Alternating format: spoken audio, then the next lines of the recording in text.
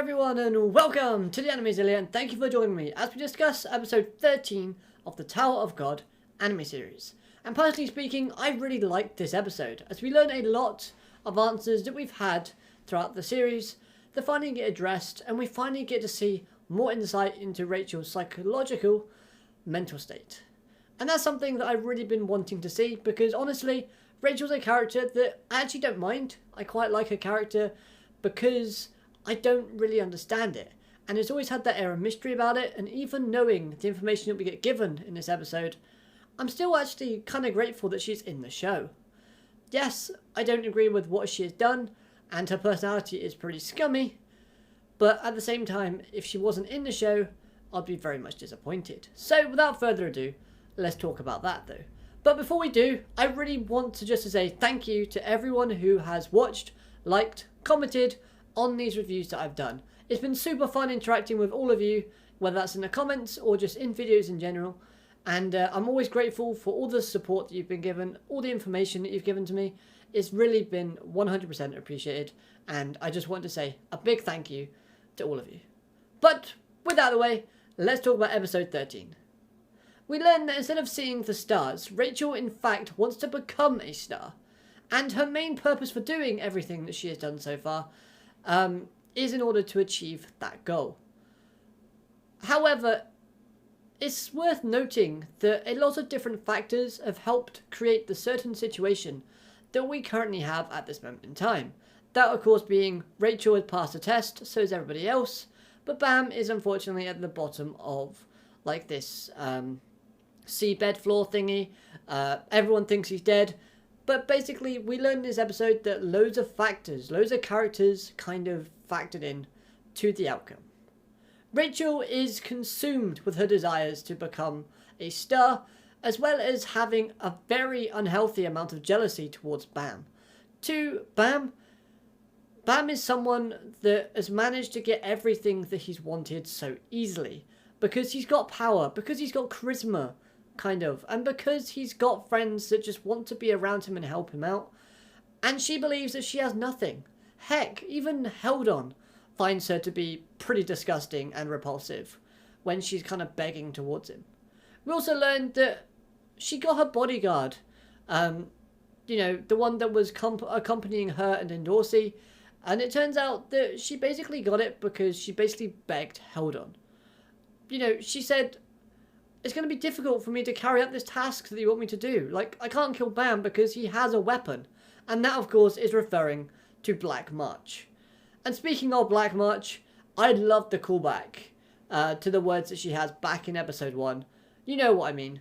Even if you reunite, things will never be like they were before. And when you meet her again, she would have lived a long time without you. And how right Black March was. Honestly, when I heard these words in this episode, and it like made that reference back to episode 1, it was something, because it was one of those things that you don't really think about, you know, as you're watching the series. You think about when you hear it, and I remember speculating at the time, like, hold on a minute, what does she mean by that? Has the tower changed Rachel? And yes, it has. So along that basis, of course it did. But at the same time, while you're watching the series and looking at the little individual pieces as you're going along, you don't remember those words, but then remember it back now, in episode 13. It kind of calls back to everything, and it just helps link all of it together. Don't know how she knew it, but she was dead right. And if you haven't already seen it, and again, thank you to those of you who helped, you know, me further understand this, but the type of relationship that exists between Bam and Rachel is that almost like a mother and child. After all, Rachel helped teach Bam everything that he knew pre-entering the tower. And it was basically that bond that kept Rachel second-guessing herself and being conflicted about killing him. She had multiple chances and instances where she could fulfill her task and basically take him out. For example, she also had the crown game. Her team and herself, Endorsi even says, "Can I kill them all?" And she replies with yes. So, I mean, that split second of hesitation caused the crown game to change a little bit and the outcome to be slightly different, thus making Rachel need another situation. And obviously, she got just that. But at the same time, you know, she kept having Bam trying to protect her Again, the example would be the Crown Game. He jumped in the way of the attack from the red-headed lady in the gimp suit at the time. And this obviously, again, kind of leads to her confliction and her kind of should I, don't I type of thing. And that's one thing I really have found interesting about Rachel, is that, yes, she's consumed with her greed, desperation, jealousy, and darkness. And it all took over her in the end. You know, she seized the opportunity to kill him by pushing him off the platform, sending him down to the bottom of the seafloor with all the fishes. But at the same time, we see that inner turmoil and that inner struggle. And this gets reinforced in this episode, which again is something that I can always appreciate. I love the line as well in this episode where they're both like talking outside the cemetery. It's just been Hal's funeral, and Bam is basically talking about her being his light. She's the one that found him. She's the one that helped him and brought light into his world. But then she states, "I'm not a light. I'm too black and muddy." And we didn't hear this line back in the episode from what I can remember. This was an added line that I think is really powerful and impactful because it works really well, especially after knowing what we've seen from her character. Given what we know, and yes, again, we see that inner turmoil and that inner struggle because she's saying she wants him to run away. As a deep part of her, deep inside of her, desperately doesn't want her to carry out the task that she's been given. Again, those feelings of hatred, fear, of not achieving her dreams, and the risk of death was too much for her, not to continue down the path that was already set in motion. Thanks to the situation of Hal dying and her being disabled at that time, it basically led to the situation in where, this is going to happen. It's now or never, and even Hong Sung-yu says this is your last chance. You're a very lucky girl. And honestly, you can say that it's a risk of her, death, risk of her not achieving her dreams, her feelings of hatred, but at the same time, it's also her desperation for wanting to feel like she's important. That's one thing they really drove home, is that she never felt like anyone relied on her or made her feel important. The only person that did was Bam, and you saw what happened and what she did to him. Personally, as a friend, I wouldn't go anywhere near Rachel, but as a character, I think she's a vital one to this series. It's been so fun watching the events unfold with her character and seeing how complex and how kind of mysterious and unpredictable her character has been.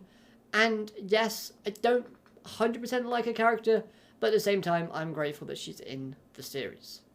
Another thing I found really interesting and really great, and I really did like from this part of the episode, was basically the others. The ones that have been helping Bam through this test are basically upset about him, basically dying. Layra Rose states that, they searched everywhere and they couldn't find a single trace of him apart from a little rag of cloth.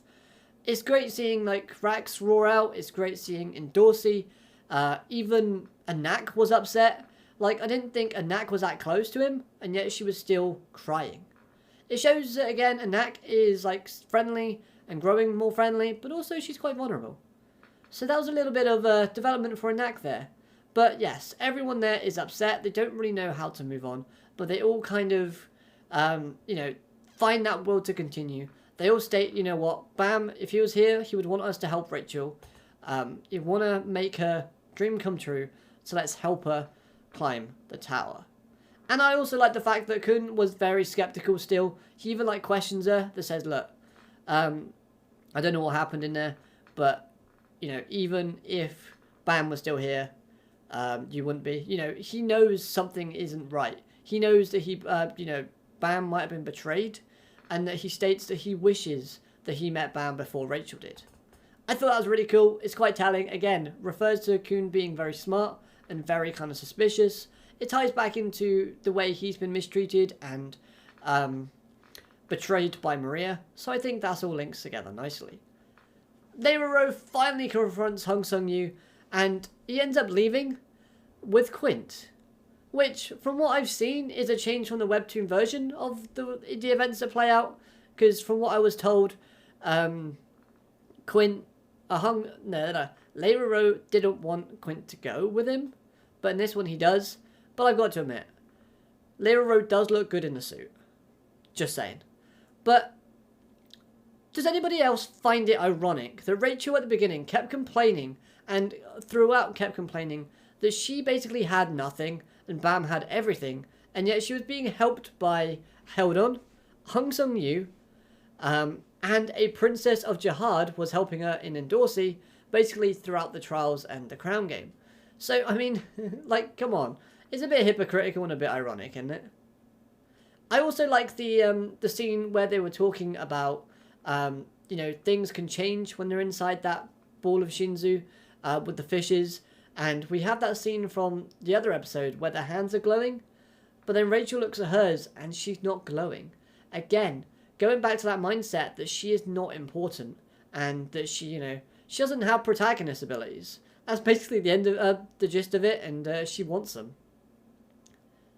The redhead navigator was in fact working with Hong Sung-yu in manipulating situations to help test Bam or to help Rachel out. And I gotta admit, I really do like her design and love her design towards the end of this episode. When she's in her navigator form, I really do like it. I think she's a really great character, although she hasn't really done much. Again, one of those surprising, mysterious characters that, again, at the end of this episode, I don't really get what's going on. Because she seems to be working with Hong Sung-yu, which obviously doesn't want Bam around. And yet, she goes down and says that she'll train Bam. So, is this Hong Sung-yu playing like a double agent, or is she going behind Hong Sung-yu's back? I don't know. It's one of those weird things, but hopefully, at the beginning of Season 2, if it ever comes, it will get elaborated on. And we do end off with a sneak peek with what's to come in Season 2, as we get the group being sent up towards the tower, and we see Bam with long hair looking pretty badass in his new design. I'll admit, I quite like it. I mean, I don't really like anime characters with long hair, especially if they're male, too much. But I think it really does suit him. It was a quick clip, but again, it shows that he's been through a lot, and I'm hoping to see some slight difference in his personality.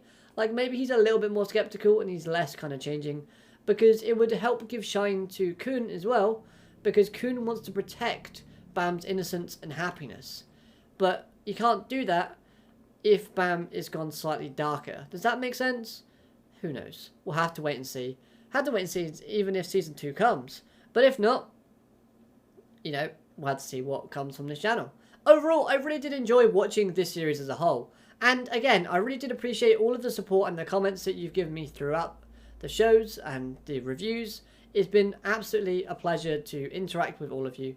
And if you want more Tower of God content, then please stick around for this channel, as I'll be starting the webtoon series from scratch, giving you my thoughts on each chapter and like maybe some differences if I can pick up on them, as well as other related content to the Tower of God series. So like predictions, thoughts, you know, my favourite type of things, you know, that sort of stuff.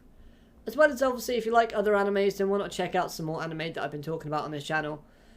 It's up to you, but hey, I hope you stick around, and I also hope that you let me know all of your thoughts about this episode in particular and about the series as a whole down in the comments below. And if you like this video, then make sure you hit that thumbs up button. If you didn't, then please let me know why. Constructive criticism is always appreciated. And if you haven't already, make sure you hit that subscribe button so you never miss a video from me. And I'll be seeing you again real soon. I hope you all have a great day. Arigato, matane, goodbye.